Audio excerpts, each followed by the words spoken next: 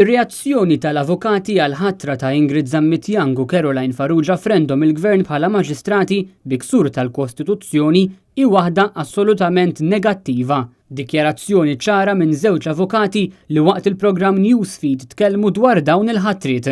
Ħadd ma laqa b'approvazzjoni daw iż-żewġ nomini, mhux kulħadd lest li jgħidha għall-inqas bil-mod kif qed ngħidha jiena, però nista' nassigurak li ħadd ma qal proset daw żewġ nomini li vera jistħoqilhom u kemm inkuntent għalina li ħanidru qudiemhom, kemm inkuntent għall-klijenti, kemm inkuntent għalihom jaħu.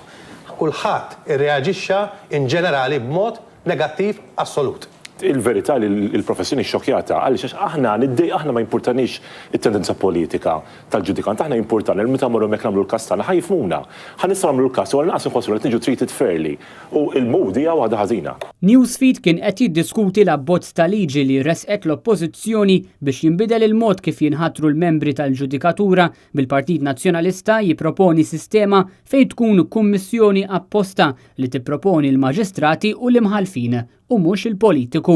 Anka jekk ministri ta' Gvern Nazzjonalista kienu jikkonsultaw qabel jaħtru xi maġistrati jew imħallef, dan ma baqax isir bi Gvern Laburista. Il-Ministru Owen Bonnici li jaħseb li jaf kollox, ta' 3 snin la konsulta mal-President tal-Kamra tal-Avukati u laqqas mal-Oppożizzjoni. Dak li qed jipproponi l-Partit Nazzjonalista u implementazzjoni tar-rakkomandazzjonijiet tal-Kummissjoni Bonello bilan li jkun hemm aktar serjetà fil-mod kif jinħatru il-ġudikanti. Meta persuna tmur hemmhekk il-qorti biex tieħu ġustizzja, ma jistax ikun illi jibdew ġejjin da dubji f'moħħok ma dil-persuna hija kompetenti, dil-persuna għandha bajis partikolari kontrija għax jiena għandi xejra politika.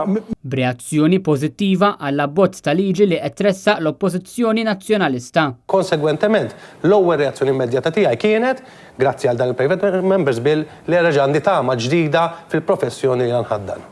Il-Gvern għadu ma qalx jekk se jkun qed jappoġġja lill-Oppożizzjoni f'dan l-abbozz ta' liġi, iżda l-Ministru Bonnici qal biss li se jieħu l-proposti tal-Partit Nazzjonalista with a pinch of salt.